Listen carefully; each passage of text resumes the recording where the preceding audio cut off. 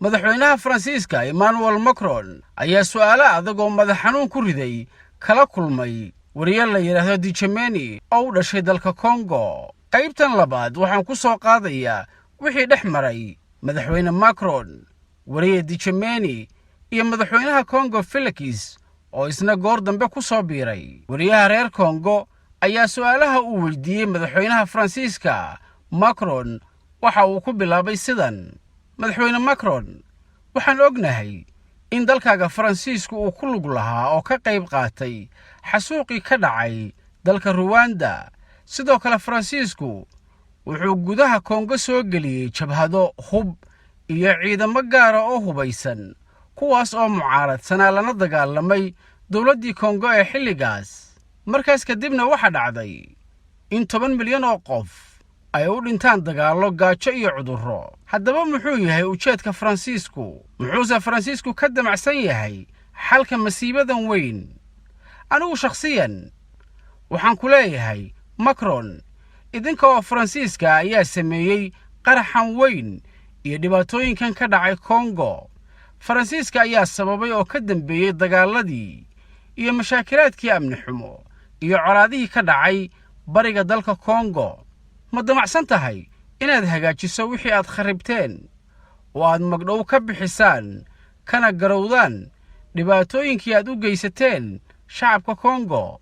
madaxweyne Macron, su'aashayda labaad ee aan ku weydiinayo waxay tahay: sidaan ognahay, jabhadihii hubaysnaa ee dilalka, kufsiga iyo barakicinta ka geystay gudaha Congo waxa taageerayay dowladdii Rwanda ee xilligaas jirtay.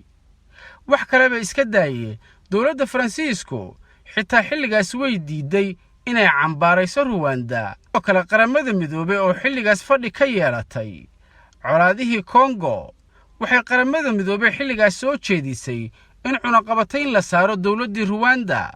laakiinse dowladdii Faransiiska ayaa arrintaas xoog ku hor istaagtay, idinkoo isticmaalay awoodda codkiina diidmada qayxan ee veto. waxaas oo ceeb ah iyo dhibaatooyin ah waxaad u samaynayseen idinkoo dantiina eeganaya. ayaad difaacayseen jabhadihii Congo ka dagaalamayay si ay idinku sii boobaan khayraadka iyo macdanta Congo. marka bini'aadam ma la idinku tilmaami karaa? xisaabta miyaanay idinku jirin in maalin la idinkala xisaabtami doono sida maanta oo kale oo ceebihiinna bannaanka la keeni doono? ma dareemaysaa dembi kaasoo ku saabsan dilka in ka badan 800 oo kun oo qof oo reer Rwanda ah oo aad sababta dilkaas wax ku lahaydeen? miyaadan dareemayn dembiga dilka 10 milyan oo reer Congo ah oo aan waxba galabsan? waxaasoo dhiba iyo dembiyo dagaal ah miyaanay kuu muuqan oo aadan dembiga intaas la eg dareensanayn? waxaas oo dhiba idinkoo Congo ka geystay oo weliba aydinaan qiran oo wax garowshiya iyo magdhow ah ka bixin, sidee baad maanta nooga dalbanaysaan inaan xiriir fiican yeelanno oo ay Congo iyo Faransa noqdaan dowlado saaxiiba? su'aalahaasi daba joogga ee wariyaha reer Congo madaxweyne Macron waxa uu kaga jawaabay qaab dafiraad iyo ismoogaysiin ah. dhanka kalena Macron waxa uu ka calaacalay kacdoonka Faransiiska looga soo horjeedo oo ka socda Afrika, wuxuuna jawaabihiisa ku bilaabay sidan: xaaladdaas aad xustay iyo labada dagaal ee sababay dhimashada malaayiin qof oo dalkaaga ah, si guud ayaan u diidanahay oo aan uga soo horjeedaa in dhibaatooyinkii aad xustay oo dhan inay mas'uuliyadda Faransiiska ku wada dhaceen. dhibaatooyinkaas oo idil waxaan uga jeedaa dhibkaasi oo dhan kuma wada dhicin mas'uuliyadda Faransiiska, ama Faransa ma wada lahayn sababta ay ku dhaceen. marka hore waa inaan caddayno sida xaalku ahaa xilligaas. sannadkii 1994 waddankaaga kala dambayn kama jirin, ma jirin ciidan qaran, mid ammaan iyo nidaam toonna. tani waa arrin xaqiiqa. waxaa waajib ah in aynaan dibadda ka baarin ama ka raadin dembiilayaashii ka dambeeyey colaadihii iyo dilalkii dalkaaga ka dhacay. maaha dembiilayaashii dagaallada in laga baaro meelo ka baxsan Congo ama Rwanda oo Faransa la iskaga eedeeyo. waajib weeye inaan la iloobin dadkii la laayay oo ay cadaalad helaan. waa lama huraan. haddaba waxaa isweydiin mudan, maxay tahay mas'uuliyadda waajibka ee loo baahan yahay in lagu dhaqaaqo si arrimahaas dhacay wax looga qabto? faransa iyadu ma qabanayso hawshaas mas'uuliyadna kama saara sidii loo heli lahaa ama loo hirgelin lahaa nidaam cadaaladeed oo dhaba. faransiiska ha ku eedaynina arrimo aad idinku mas'uul ka tihiin. arrimihiinna gudaha idinkaa ka mas'uula. wixii dembiye ka dhacay dalalkiinna mas'uuliyadda idinkaa leh, gaar ahaan madaxdii Kongo xukumaysay xilligaas. marka koowaad mas'uuliyadda idinku qaata.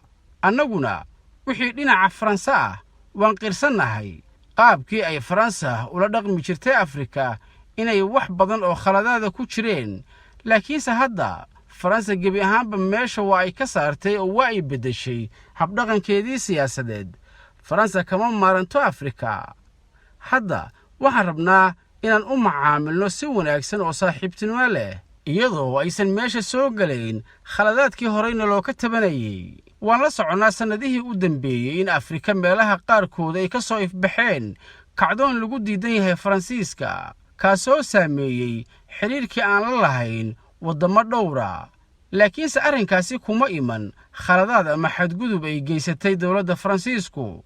kacdoonkaasi wuxuu ku yimid khalad fahan, khalad laga fahmay faransiiska iyo dacaayadona laka faafiyey si loo kala jaro afrika iyo faransa. sidoo kale waxaa sababay quwado dadaal ugu jira inay hantaan dhaqaalaha afrika, kuwaasoo doonaya inay afrika u soo suuq geeyaan wax soo saarkooda, iyo waddamada afrika qaarkood oo ay taladooda la wareegeen hoggaamiyaal dhallinyaro ah oo degdeg ka muuqdo, oo aan lahayn khibrad badan, isla markaana uu ka muuqdo bisay la'aan siyaasadeed, sida ay xusayaan daraasado hordhaca oo arrintan laga sameeyey. faransa kama maaranto afrika. waxaan ka codsanaynaa afrikada xiriirka dhow naga dhexeeyey inay isdejiyaan oo nala siiyo fursad kale oo aan ku hagaajinno xiriirkeenna iyo wixii nala ka tabanayey. waan hubaa inay faransa ka dhabaynayso isbeddelka siyaasadeed ee ku dhawaaqday. dhinaca kalena madaxweynaha dalka Kongo Felix ayaa la siiyey hadal kooban oo uu ku soo gebagabeeyey kulanka, maadaama isaga marti loo ahaa.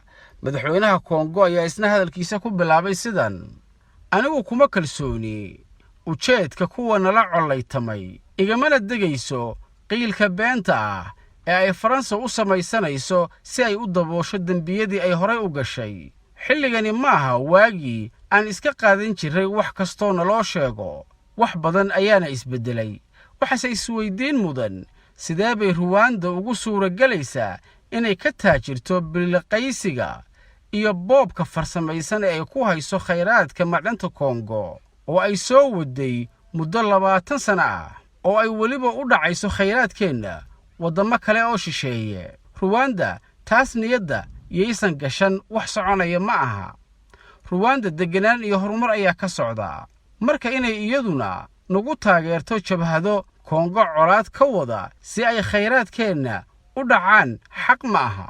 si kastaba ha ahaatee, annaga afrikaan ahaan teenu idinma khusayso. annaga ayaa ka heshiinaynaa si kasta oo aan isku hayno, waayo ma kala maaranno. laakiinse reer galbeedka ayaa wax kasta oo dhib ah ku lug leh, waxaana sabab u ah annaga afrikaan ahaan caqlixumadeenna iyo danaysigeenna gaar ahaaneed. annaga Kongo gaar ahaan waxaa ceeb noogu filan in dalkeenna Kongo yahay waddan qani ah khayraad ahaan, haddana la leeyahay Kongo dadkeedu way gaajoonayaan. haddase waan soo caqlisannay. la yaab cidna yaysan ku noqon inaan soo jeesannay. waxaana baraaruga afrikaanka loo sababayn karaa 2 arrimood: qaar dantu ay ku khasabtay oo meel ay u baxaan garan waayey, iyo qaar si dhab ah u caqliyaystay. waxaan ku soo gebagabaynayaa, adduunka waxaa ka jira gacan wax bixisa iyo gacan wax qaadata. waxaan doonaynaa inaan ka korno gacanta wax qaadata. inta ka horaysana haddii aan wax qaadanayno waan ka fiirsanaynaa inay bixintaasi shuruudo iyo waxyaabo kale la socdaan. ciddiina wanaajisa waannu wanaajinaynaa.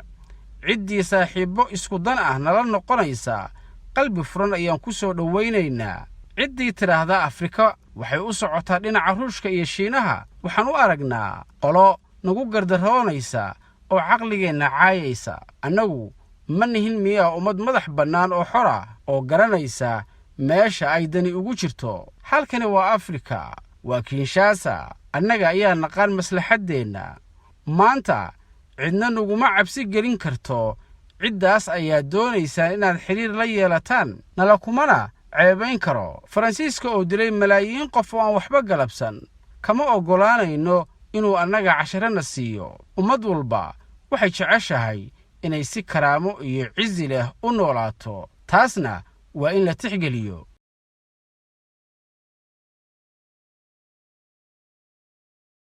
avec agressé contre la Russie. Pourquoi cette léthargie du côté congolaise?